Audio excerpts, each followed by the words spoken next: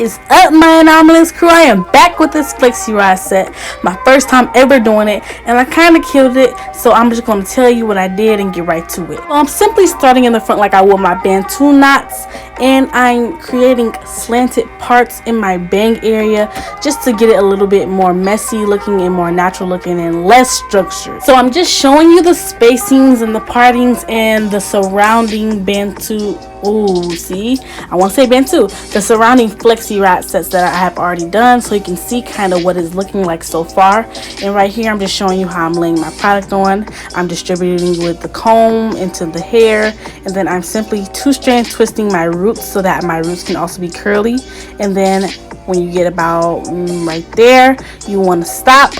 We want to take our flexi rod, create a U shape, and with our hair we want to twist down the bottom half of that U shape, leaving no gaps or no spaces. This allows a tight coil effect so that we can get our bouncy curls that we want. As you can see, I am not letting go of that hair, so therefore while I am twisting it around, the rod is also twisting itself. This is important. You do not want your hair to be flat on the rod, because then it will create kind of a barrel curl, and you don't want those barrel curls. You want tight bouncy curls. Now that you're at the end of your hair, you want to seal it with a moisturizer or a butter and do this corkscrew effect like I am doing here, just coiling the rod back up the hair. So as you can see. So now we will go back to the root of our hair, twisting our rod in the direction that the curl is going into, making sure our root feels really tight and secure. This will create a curl where our two-strand twist is, and just secure our roots so that they are not straight and instead they are curly like the rest of our hair is going to be. And I'm just going to show you one more time. If you need to rewind, need to slow down, need to pause, whatever you need to do it so that you can get this method down, and so your hair can also be bomb and curly and bouncy too. Taking that two-strand, distributing the product with my comb, putting the flexi rod under the hair and twisting my hair over the flexi rod and creating that nice tight coil, not letting go of the hair, not flattening the hair, but just letting it twist and just coil onto the rod nice and tightly, sealing that end down, and then doing my corkscrew method. As you can see, that nice coil up the hair. This is also going to seal your ends and allow moisture to be in the ends of your hair. Sorry, I kind of got out of the camera, but you can just see the method. If you even zoom in on this video, you can see the rods in my hair and just the methoding of how they are screwed in. It's kind of obvious. I don't want to make it sound too easy, but you can just see how the method goes. If you zoom in, you can see the coil at the end of the rod and the coil at the root, and how just tight it is, and how tight my coils are, and how my hair is just not spaced out at all. It's just nice and tight on that rod. So here I'm just taking it down and I'm just uncoiling the bottom and the top of that corkscrew methoding, and I am just allowing the hair to unscrew itself by just twisting downward and undoing what was done. So you're going to see up close now in a little slow motion, unscrewing that root, and also at the end. And actually, if you rewind this video, it will show the video in reverse, which will show you how to put the flexi rod in, as well as fast forward it back and show you how to take the flexi rod out.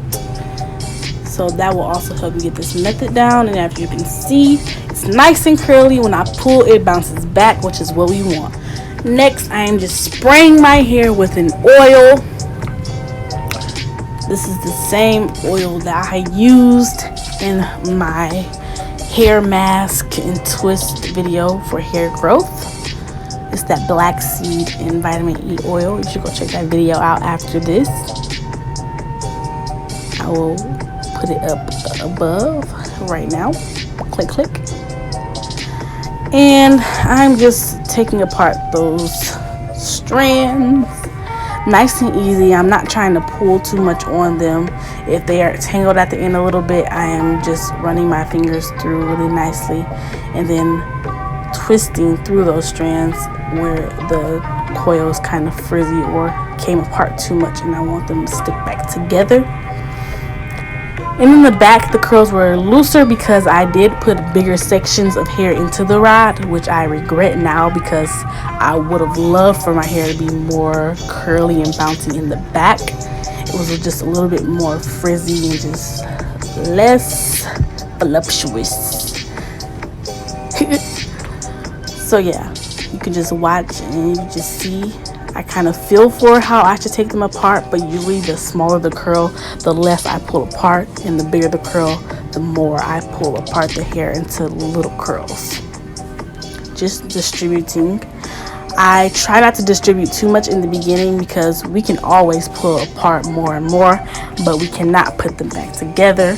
And that is where some people go wrong, because they start pulling the curls too much apart, and then it just be a mess. Like, you just want your coils still to be defined in some areas, and you just still want a nice and bouncy afro. You do not want it pulled all the way apart, because then it would be just no reason for this method. Like, hello.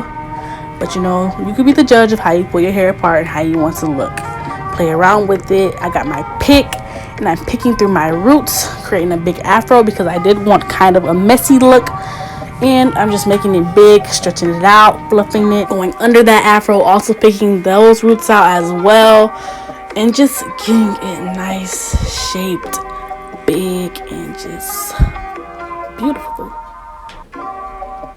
So I just take my hands through and I can kind of feel for the more dense curls that need to be pulled apart, as well as I'll shake my head, and usually the more dense curls will slap me in the face and I can kind of feel where they're coming from and pull them out.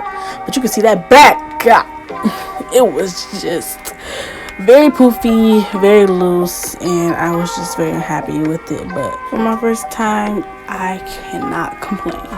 But just let me know, do y'all like Bantu knots more or Flexi rods more? Because they both are uncomfortable to sleep in, but I feel like the Flexi rods take less time, and they may or they can both get the same definition of curl. So just let me know, which one do you guys prefer?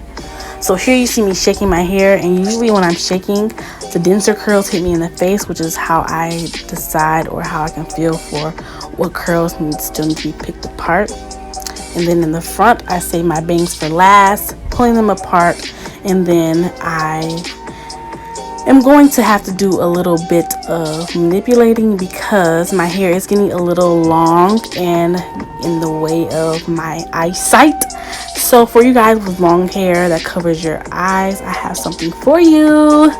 If you can just pick your hands through the front and kind of manipulate your bangs to sit up higher, and just pull those hairpins out and start to just pin them in the roots, pushing that root back and then putting the pin in place, they will stay and your bangs will be above eye level and you will be able to see. Ta-da! Thank you. You're welcome. So that's what I do. Even with my Bantu knots, I open up some pins super wide and I push them back where I need them to be, putting those hairs in place, putting those roots in place, allowing my bangs to be a little bit more above eye level. So yes, I like this look though. I think I did a pretty good job for my first time, and I liked the afro. I rocked it. But I'll see you guys in the next video. Stay anomalous. Always remember, you are you and only you can be you, and stay true to that, period. Comment, share, like, and subscribe. Y'all really already know what to do. It's just a matter of y'all gonna do it or not. Half of the time y'all don't. So I'm not gonna even press the issue. I'm gonna see y'all in the next video.